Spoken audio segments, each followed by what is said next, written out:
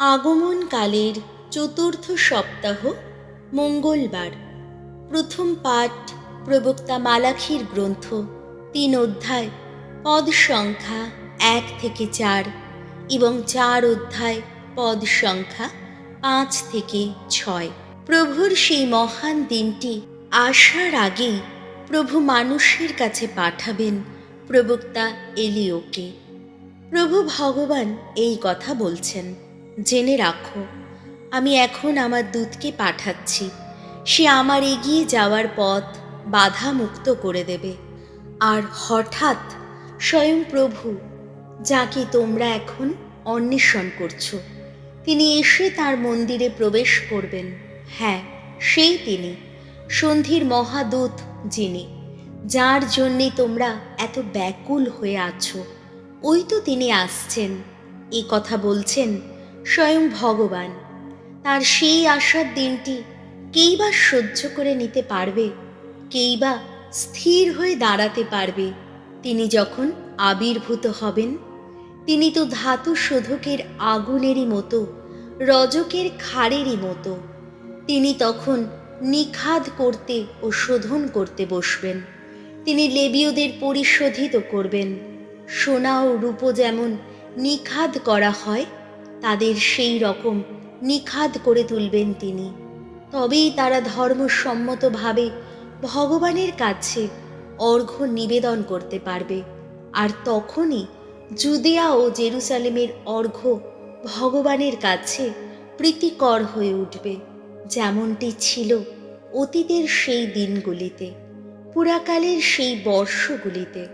জেনে রাখো, আমার সেই দিনটি, মহান ভয়ঙ্কর সেই দিনটি আসার আগে আমি তোমাদের কাছে পাঠাবো প্রবক্তা এলিয়াকে। সে সন্তানদের দিকে ফেরাবে পিতাদের মন, আর পিতাদের দিকে সন্তানদের মন, পাছে আমি এসে আঘাত হেনে এই দেশের চরম সর্বনাশ ঘটাই। প্রভুর বাণী। শাম সঙ্গীত ধুয়ো।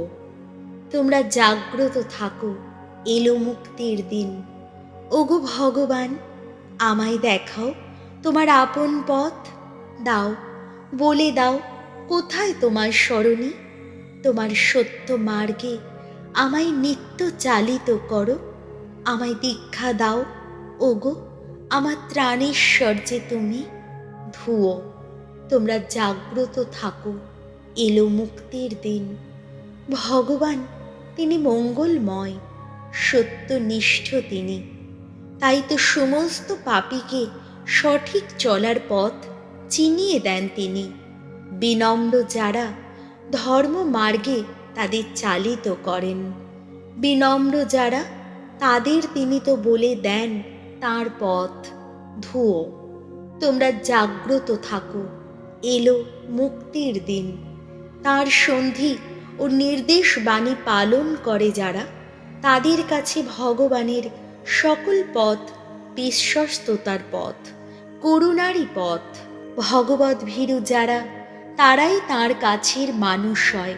তাদেরই তিনি বুঝিয়ে দেন তাঁর সেই সন্ধির কথা। ধুয়ো। তোমরা জাগ্রত থাকো, এলো মুক্তির দিন। বাণী বন্দনা। জয় জয় প্রভুর জয়। ওগো ইম্মানুয়েল, মানব বিধাতা, ওগো আমাদের রাজা, এসো তুমি, এসো। ওগো আমাদের প্রভু, আমাদের ঈশ্বর, করো ত্রাণ, ওগো করো ত্রাণ। জয় জয় প্রভুর জয়। লুক রচিত মঙ্গল সমাচার ১ অধ্যায় পদ সংখ্যা ৫৭ থেকে ৬৬। দীক্ষাগুরু যোহনের জন্ম কাহিনী। প্রসবের সময় এলে এলিজাবেথ এক পুত্র সন্তানের জন্ম দিলেন। তার প্রতি প্রভুর এই অপার করুণার কথা শুনতে পেয়ে তার প্রতিবেশী ও আত্মীয় স্বজনেরা তার আনন্দে আনন্দিত হয়ে উঠল। অষ্টম দিনে শিশুটিকে পরিচ্ছেদিত করবার জন্যে তারা এলো। শিশুটির পিতার নাম জাকারিয়া বলে তারা তাকে ওই নামটিই দিতে যাচ্ছিল, কিন্তু তার মা বলে উঠলেন, না, ওর নাম হবে যোহন। তারা উত্তর দিল, কিন্তু তোমার আত্মীয় স্বজনের মধ্যে এই নাম তো কারণ নেই। তখন তারা শিশুটির পিতাকে ইশারা করে জিজ্ঞেস করল যে তিনি কি নাম রাখতে চান। একটা লিপি ফলক চেয়ে নিয়ে তিনি তাতে লিখলেন ওর নাম যোহন। এতে সকলে আশ্চর্য হলো, আর সঙ্গে সঙ্গে জাকারিয়ার মুখে কথা ফুটল, আর তার জিভের জড়তাও ঘুচে গেল। তিনি কথা বলে উঠলেন, ঈশ্বর প্রশস্তিতে মুখর হয়ে উঠলেন। প্রতিবেশীরা সকলে কেমন যেন ভয় পেয়ে গেল, এবং এই সব কথা জুদেয়ার পার্বত্য অঞ্চলে সর্বত্রই লোকের মুখে মুখে ফিরতে লাগল। যারা তা শুনতে পেল তাদের সকলের অন্তরে তা গাঁথা রইল। তারা বলতে লাগলো, শিশুটি না জানি কি হবে। আর সত্যিই তো, প্রভুর শক্তিমান হাত তাকে ঘিরেই ছিল। প্রভু যিশুর মঙ্গল সমাচার।